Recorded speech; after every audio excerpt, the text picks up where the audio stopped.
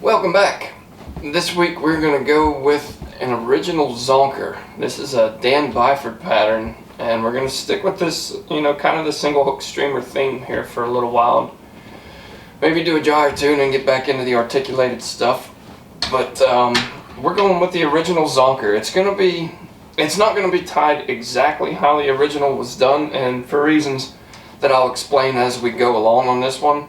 We've had some advancements in materials and everything, and there's really no reason to not take advantage of that, quite honestly. It makes a better pattern, it makes a better fly.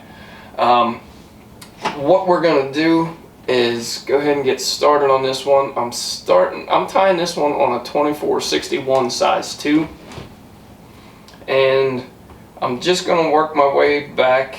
This is going to be a pretty quick pattern, but there's no denying its effectiveness. And then you can see a lot of the principles used in this pattern helped out with stuff that is being tied today. So we're going to start this right back at the barb of the hook, and we're going to go right with just a regular Zonker strip right here. Just a quarter, or not a quarter, it's not a magnum, it's just a 1/8 of an inch strip. It's got the just a natural color. I'm going to find a piece here that I really like. Some of this is good and twisted up, so I don't want to use that. It's been in the package for a minute. We'll go ahead and cut that out. There we go. So we're just going to take this, and I'm going to measure this tail out, maybe a little bit longer than the length of the hook. And that way you have some room for error. If you need to trim something up, if something doesn't look exactly how you want it, you always have some room to where you can adjust it and make it how you want it. Bring this back right at the ascent of the hook. You can always cut some of this off if you need. If you feel that tail's a little too long, just go ahead and cut some off. But that's looking pretty good. We'll give it one last look right before we finish this fly up. But that's looking pretty solid. Now the next thing that I'm going to do is I'm going to take my thread right in front of this, and I'm going to keep this stuff all tied in. The original on this one for the body was mylar tubing, and I absolutely cannot stand working with that stuff. I don't know what it is. I don't like it. It's plain and simple. I don't like working with it. So what we're going to do is form a dubbing loop, and I'm going to take this to the front, just shy of the eye of the hook. I'm going to leave a little bit of room to tie in some more material, but we're not going to have a ton of it. And then what I'm going to do is I'm going to take this silver ice dub. It's the longer fibers.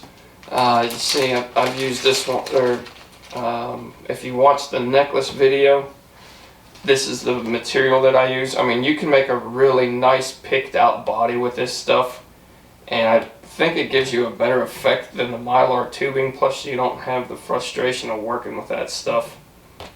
I just never liked it. I don't know why. Just never liked it. So this is going to give you the same effect, and I think it looks a little bit better, quite honestly. We're going to go ahead and half hitch and just tighten that loop up just slightly. And we're going to start working this through here. I'm going to throw this in the material clip if it'll hold for me. And then just work your way right up to the front.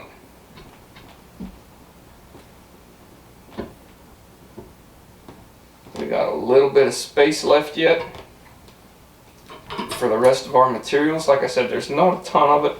Not a ton of other materials, so I mean, you don't have to be real generous with the space that you leave, but do leave yourself just a little bit. Next we're going to throw in just a quick throat here. This is just some Senyo's laser dub. The older patterns, I've seen them tied with, they'll do a turn or two of maybe some red saddle or something along those lines before they go in with the Schlappen, or a turn of rabbit, whatever it may be. This is just a lot quicker, and it does the exact same thing. So I'm going to take this and just push through this, have it winding up right about at the length, to where if I push it down, the length's going to be right about where my hook point is. We still have that Zonker strip on the top. We're going to hang off on bringing that forward for just a minute. We're going to take, it's just a Grizzly variant Schlappen. This is tan or Grizzly variant in tan, I should say. This looks like a good one right there. Get a couple good spins out of this. Don't go with something that's extremely long. It'll really look out of place when you tie this in, if these fibers are real long. Grab something in the intermediate range and then tie this in. The original was also done with wraps of lead wire. If you're fishing a floating line for streamers, it may not be a bad idea to go ahead and throw in some lead wire if you want. I fish streamers almost exclusively with a sinking line, so there's really no point in me having any lead wire on this. It makes the taper a little bit more difficult to achieve, and I don't know, I just don't really like throwing a lot of weight on flies. So we're just going to make probably 4 or 5 wraps right on top of one another, advancing just slightly forward until you get all the way up to the eye of the hook.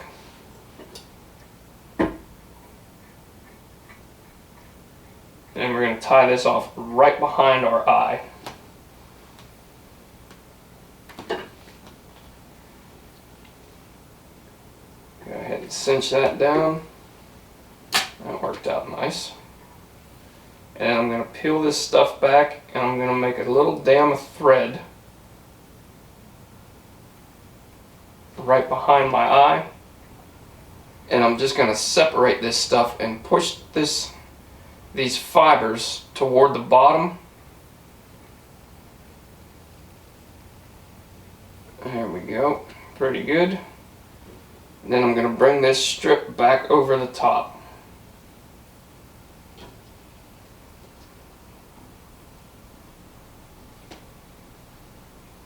And capture that strip.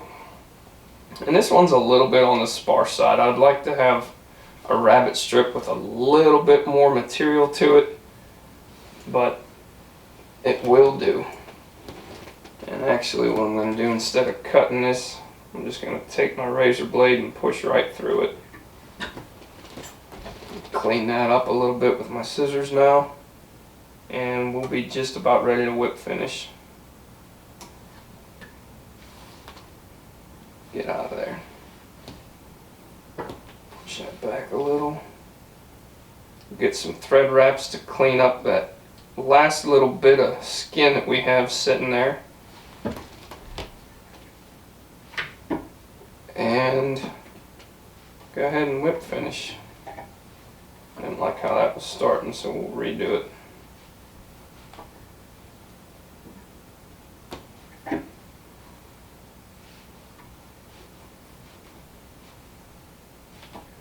There we go. Very last thing, if you want to, go ahead and take some tan or gray, whatever color you want, and just touch up this head. If you want, you can do these with some lead eyes. You can do with a cone head, a bead, whatever, if you want to get a little bit more weight, a little bit more jig out of it. But like I said, I do these mainly unweighted. mainly unweighted on this pattern. But there it is. There's the Zonker. There have been many variations of this pattern over the years. You know, I've seen them tied a lot with marabou. I've seen them tied a lot upside down even. I've seen a few of those tied that way. But there you have it. There's the quick and easy, but yet still effective Zonker. As always, if you guys have any questions or comments on this one, leave them with me, and I'll get back to you. But thanks again for watching, and we'll catch you next week.